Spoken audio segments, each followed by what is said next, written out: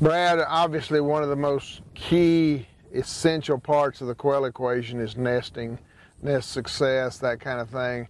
Nationwide, I know the average nest success for bobwhite is only about 30%. We do quite a bit better out here. And I'd like for you to talk about where do quail nest, what kind of situations do we look for, and then talk a little bit about how do we manage for better nesting cover. So you know, a person like me, a quail hunter, could go through life and maybe flush 2 or 3 quail off of a nest in their lifetime. How many are you studying right now? Right now, this summer, we've had about 35 nests, but over the last 4 years, we've had hundreds. Now, how do you find those? Using radio telemetry, the bird's going to be sitting on nest nearly all day, only coming off maybe once in the morning or evening to feed.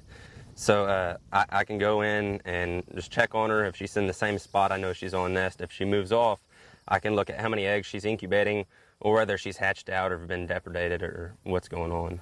Now, Brad's been with us. This is his 4th year. He interned for 3 years. Now he's a graduate student, so he'll be here for another year. And he's become my nest specialist. Whenever one of the summer interns think they have a bird that's nesting, in other words, it's been in the same location for 3 times, they turn it over to Brad. And Brad does the fine scale, let's get in there and find the bird without disturbing the bird.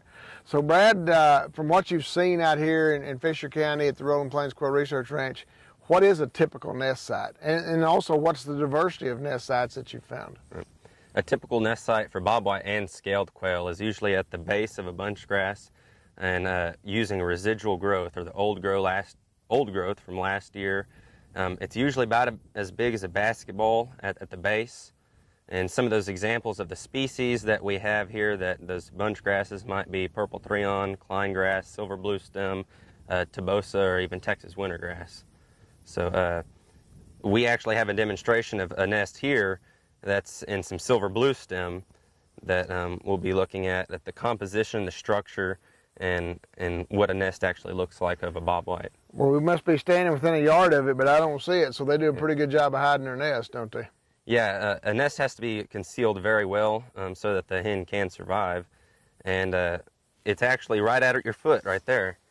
And you would probably never see it, and half the time whenever I check my nests, when the bird is off nest, I have to look pretty good to actually find the nest. The hen will conceal those eggs, building a roof-like structure from that residual grass over the eggs. So even when you're right on top of it, you almost have to be at an angle to see the white of the eggs. Well, the fact, Brad, that again I'm standing within a foot of that nest bowl and I couldn't find it is a testament to, again, what the bobwhite is searching for, and also speaks to the fact that we got to have a lot of nesting cover, because if we just have one clump of nesting cover that meets their criteria, that's probably not a good thing, is it?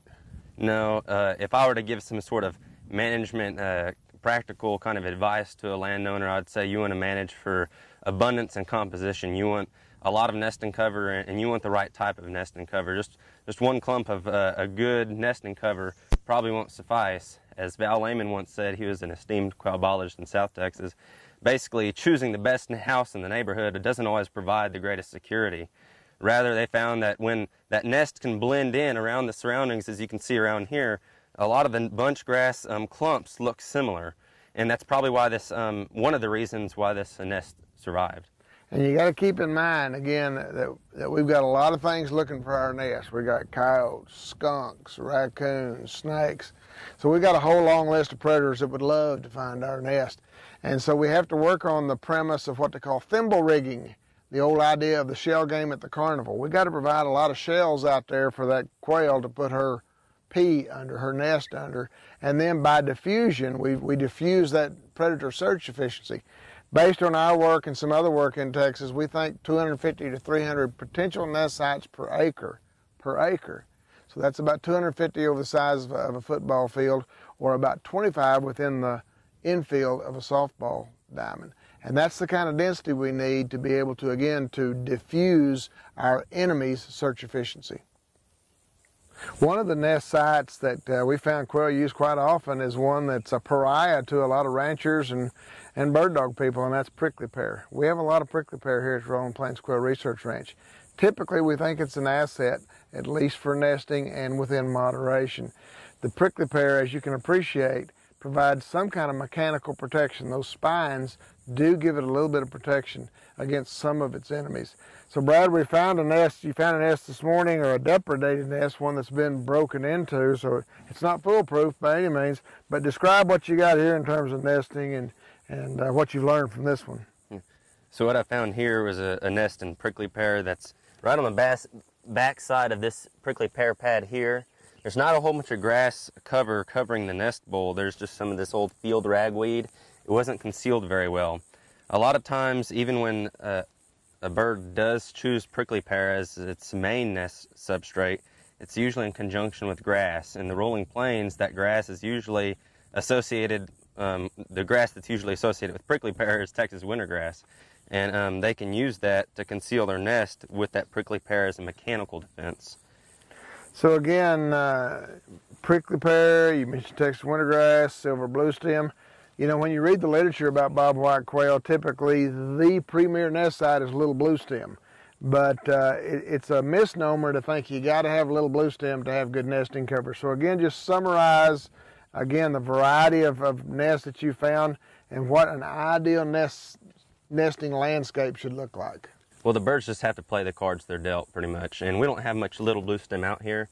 But when they can find structure that's similar to that has that big base, that residual grass growth the next year, you know, that's key.